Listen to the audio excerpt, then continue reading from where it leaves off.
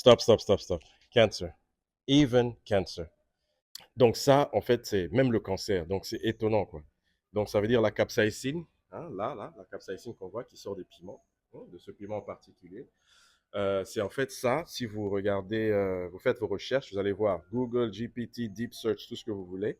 Vous allez voir que la capsaïcine, en fait, a de telles vertus que elles arrêtent la progression des cellules cancéreuses. Je ne dis pas qu'elles guérissent, je ne vous dis pas toutes ces choses, mais ce que je dis, c'est qu'elles arrêtent la progression des cellules cancéreuses dans beaucoup de cas.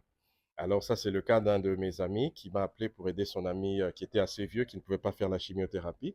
Et il cherchait des solutions naturelles. Faisant ses recherches, il savait que la capsaïcine du piment avait des vertus qui pouvaient l'aider à combattre le cancer. Et écoutez son témoignage. En fait, il m'a appelé des États-Unis pour me donner ce témoignage il y a quelques jours. Et je lui ai demandé la permission de partager. Et là, je partage avec vous parce que en tout cas, même moi, je suis ébloui. Je sais que voilà, je sais qu'il y avait ça, mais je suis ébloui par rapport à ce qu'il est en train de dire. Donc, écoutez-le. Et en tout cas, le cancer de la prostate, le cancer des seins et le cancer du côlon. Colon cancer, breast cancer, and prostate cancer. On the other hand, I heard some good news. Oh, you're doing well with cancer, and so what's the news? About 2 months ago, or so, or maybe 3 months ago, I had MRI, several MRIs, and they all showed there was nothing, no metastasis. So I said, this is a very good thing, and it looks like this is helping. So in order to quantify everything, I would need to do a PET scan, but that's radioactive, and I don't see a need to do a PET scan because I don't have any metastasis, so why do a PET scan? Yeah. You see what I mean? Yeah, of course. So there's too much damage to the body from a PET scan unless it's absolutely necessary. Yes, so makes sense.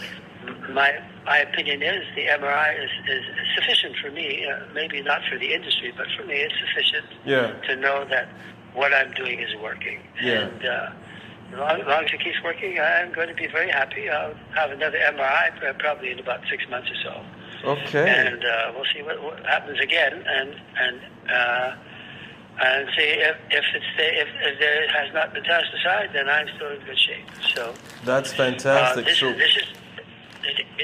It is working, and hopefully it will continue to work and eliminate. So what do you mean by it's working? What is working exactly? Well, the thing is that cancer is supposed to spread.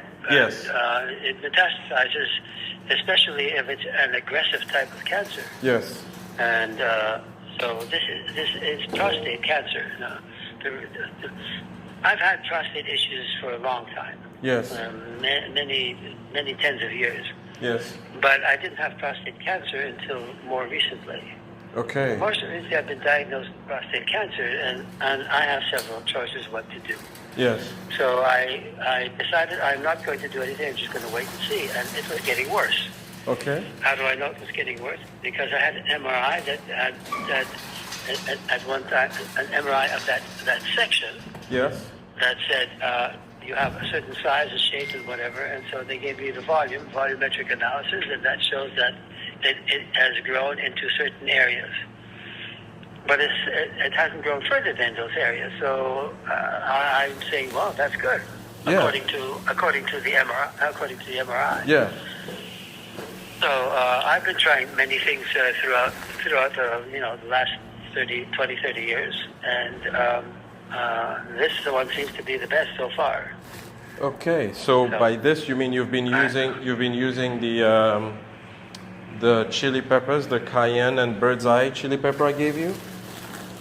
Yes, absolutely, and I'm just about ready to run out of the cayenne, and I'm halfway through the bird's eye, so I wanted to get another couple of cayenne and a couple of bird's eye and just keep them in stock because I'm ever increasing. Okay, how are you using it? How are you taking it? Well, if I have like steel meat, I just put it on top of the steel meat, spread it on, maybe enough to cover the entire meat with the powder. Okay. And then I mix it around, and then I just eat that like that. Is there any other way that you recommend? No, it's good. Or I just if it- wanted to know what you're doing that's working for you. That's actually really good. I usually would take it like with fruit. For example, if I'm gonna have a papaya or a mango or whatever, I'll cut up my fruit and then I'll sprinkle some on top of fruit and then I'll eat it with that. That's usually really good. Okay. Yes. You know, it's a good way to take it. I've done something else which probably a lot of people won't do, but I've warmed up like hot water and then sprinkled like half a teaspoon inside in the hot water, or I'll do like a tea with honey and then I'll put some in there, so it helps me with the heat a little bit. But those are usually like good ways, and I'll do that, let's say 2 times a day, sprinkle a little bit. So I'll do like a morning and then I'll do like an afternoon, or whenever I'm having lunch or dinner, then I'll have I have another one, so another go. That's usually how I take it. But what you're doing is exactly right, with stews and soups and stuff like that. That's definitely... Yes, exactly. So like the cayenne pepper now, it's like very low heat for me. So Yeah. I'm getting onto the bird's eye. Yeah.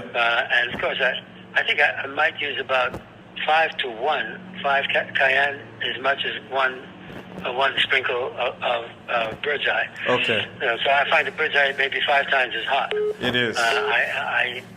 And Gloria tried the